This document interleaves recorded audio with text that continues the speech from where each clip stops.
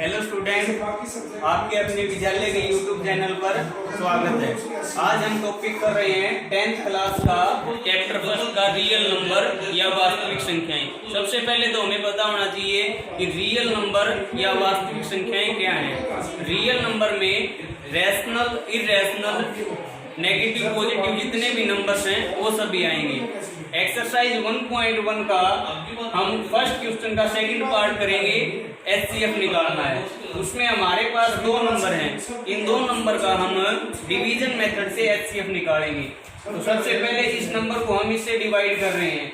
तो ये division method से हमने सबसे पहले इसको 1 से मल्टीप्लाई करके डिवाइड किया है। उसके बाद 9 से ये रिमाइंडर, उसके बाद 5 पे, यानी कि इसको कंप्लीट डिवाइड करने के बाद हमारे पास क्वांटिटी या भागफल आया 195। तो हमारा दो नंबर्स का एचसीएफ कितना होगा? 195। इसी प्रकार हम इस क्वेश्चन के बाकी दो पार्ट हैं, एक फर्स्ट एग्जाम्पल भी हैं, तो इसी मेथड से हम उन बाकी दोनों को भी करेंगे।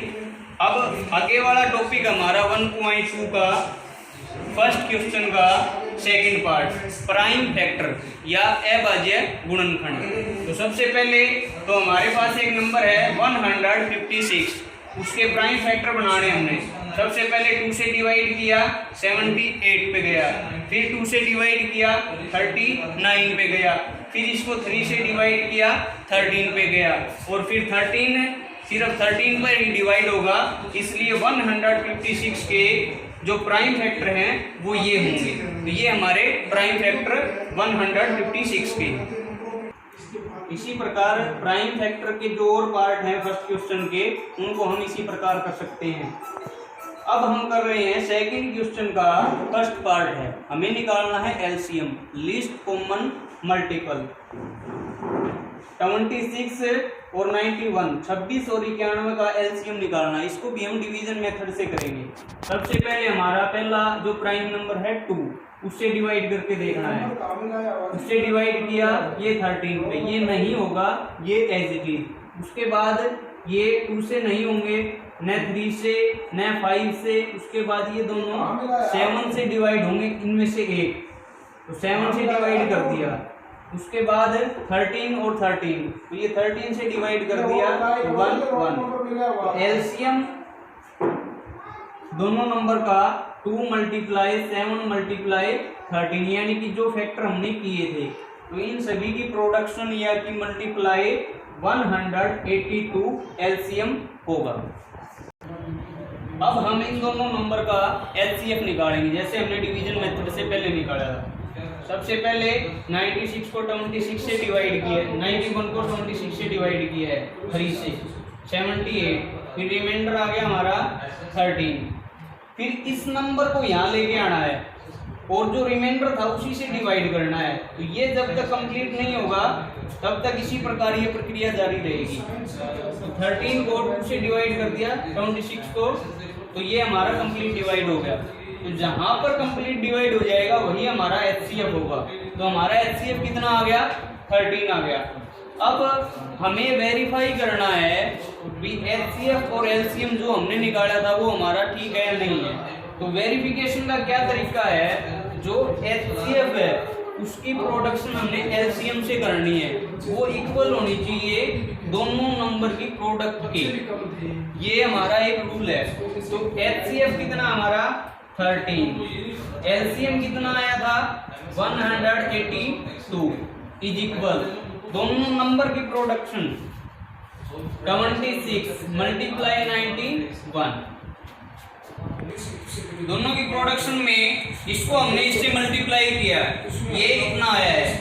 इन दोनों की मल्टीप्लाई किया 2366, यानी कि लेफ्ट हैंड साइड और राइट हैंड साइड दोनों इक्वल है। तो जो हमने वेरीफाई करना था वो हमारा बिल्कुल सही है। तो एलसीएम और एचसीएफ को हमने इस प्रकार से प्रूव कर दिया है।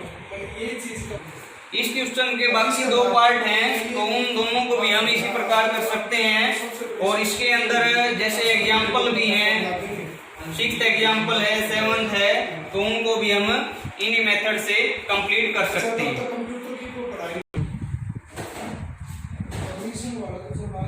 बोलो सर। 1.1 का फोर्थ क्वेश्चन कर रहे हैं हम लोग। अब इसमें अगर हमें दो नंबर में किसी का एलसीएफ दे रखे है या एलसीएम दे रखे है, दोनों में से एक कोई दो नंबर है, एचसीएफ है या फिर एलसीएम, दोनों में से एक दे रखा है और एक हमें फाइंड आउट करना है। अब हमारे पास एचसीएफ है, एलसीएम निकालना है। तो एलसीएम निकालने के लिए पहले दोनों नंबर की प्रोडक्ट और उसको जो गिवन है एचसीएफ उससे डिवाइड करना है। हमारे पास एचसीएफ है इन दोनों नंबर का 9। अब हमें एलसीएम निकालना है। तो एलसीएम निकालने के लिए दोनों नंबर की प्रोडक्शन को एचसीएफ से डिवाइड कर दिया, जो हमारे पास 9 है। तो 9 को इस पे कैंसिल कर दिया 73 से। 73 की और इन दोनों की प्रोडक्शन कितनी होगी, ये जो है 22,338। अब हमारे पास जो एचसीएफ गिवन था उसको हम एक बार वेरीफाई कर लें भी वो ठीक है क्या हमारा मेथड। अगर एचसीएफ निकालना है तो हमें डिवाइड करना है एलसीएम से। दोनों नंबर की प्रोडक्शन सेम और उसको हमने एलसीएम से डिवाइड करना है। तो दोनों नंबर की प्रोडक्शन एलसीएम से डिवाइड कर दिया।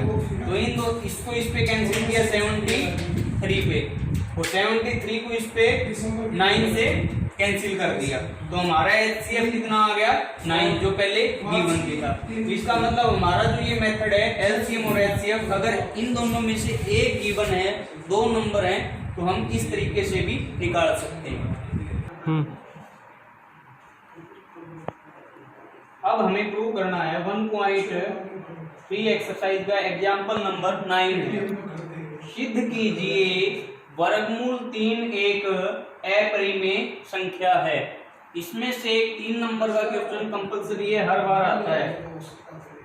तो सबसे पहले हमें क्या करना है, हर एक क्वेश्चन के अंदर जो भी टर्म या अपरिमेय संख्या हमें सिद्ध करनी है उसको हमने a बाय बी मान लेना है। माना वर्गमूल 3 एक परिमेय संख्या है जो a बाय बी है, b बराबर नहीं है 0 के। उसके बाद a और b क्या हमारी सह अभाज्य संख्या या को प्राइम नंबर है। को प्राइम नंबर क्या होते हैं, जिन दो नंबर का सिर्फ फैक्टर सिर्फ और सिर्फ 1 होता है। उसके बाद हमने इसको क्रॉस मल्टीप्लाई किया, वर्गमूल 3 b बराबर a, दोनों तरफ वर्ग करने पर 3b स्क्वायर बराबर a स्क्वायर। b स्क्वायर का मान कितना होगा, a स्क्वायर बाय 3, यानी कि a स्क्वायर जो है 3 से विभाजित है। 3 a स्क्वायर को भाग करता है तो a भी विभाजित होगा 3 से। लेकिन हम मान के चले थे वो सह अभाज्य यानी सिर्फ एक ही से डिवाइड होता है, लेकिन वो 3 से भी डिवाइड होता है। चलो हमने मान लिया a बराबर 3c के, जो भी आपकी मर्जी है, हमने 3c ले लिया। इसको हमने मान लिया इक्वेशन 1 या समीकरण 1। अब a स्क्वायर का मान हम समीकरण 1 में रखेंगे तो 3b स्क्वायर बराबर 9c स्क्वायर। तो b स्क्वायर का मान ये 9 3 से कैंसिल हो गया तो 3c स्क्वायर है। तो b स्क्वायर को 3 डिवाइड करेगा, यानी कि b स्क्वायर 3 से विभाजित है तो b भी 3 से विभाजित होगा। 3 जो है a और b दो हमने सह अभाज्य संख्याएं मान के चले थे, उन दोनों को विभाजित करता है, इसलिए ये दोनों सह अभाज्य संख्याएं नहीं है। तो जो हमारी धारणा थी वो गलत थी कि वर्गमूल 3 एक परिमेय संख्या है, अतः वर्गमूल 3 एक अपरिमेय संख्या होगी। इसी प्रकार हम 1.3 का थर्ड क्वेश्चन का थर्ड पार्ट करेंगे। सिद्ध कीजिए 6 जमा वर्गमूल 2 एक अपरिमेय संख्या है। जैसा कि हम मान के चले थे कि जो भी हमें सिद्ध करना है उसको हम a बटे b एक परिमेय संख्या मान के चलेंगे। सबसे पहला काम हमारा ये है, a और b दोनों सह अभाज्य संख्याएं या को प्राइम नंबर हैं। उसके बाद वर्गमूल 2 बराबर a बटा b, 6 को उस साइड लेके गए तो -6 हो गया, यानी वर्गमूल 2 बराबर a minus 6b by b। तो यह एक परिमेय संख्या, क्योंकि a बाय b तो हम एक परिमेय संख्या मान के चले थे, और a बाय परिमेय संख्या में से कोई भी होल नंबर सब्ट्रैक्ट करेंगे या प्लस करेंगे तो वो परिमेय ही रहेगा। तो ये एक परिमेय संख्या है, तो वो इक्वल है किसके, वर्गमूल 2 के। तो वर्गमूल 2 भी एक परिमेय संख्या होनी चाहिए, लेकिन वर्गमूल 2 एक अपरिमेय संख्या है, और अपरिमेय संख्या में 6 प्लस वर्गमूल 2 भी एक अपरिमेय संख्या होगी। तो ये हमें सिद्ध कर दिया कि 6 प्लस वर्गमूल 2 एक अपरिमेय संख्या है। डियर स्टूडेंट, यह आपका अपना एजुकेशनल बेस्ड यूट्यूब चैनल है, इसका लिंक नीचे डिस्क्रिप्शन बॉक्स में है। अपने चैनल को ज़्यादा से ज़्यादा लाइक, शेयर और सब्सक्राइब करें। नोटिफिकेशन के लिए बेल आइकन प्रेस करें। नेक्स्ट टॉपिक के लिए हम जल्दी एक नई वीडियो आपके बीच में लेकर आ रहे हैं। जय हिंद।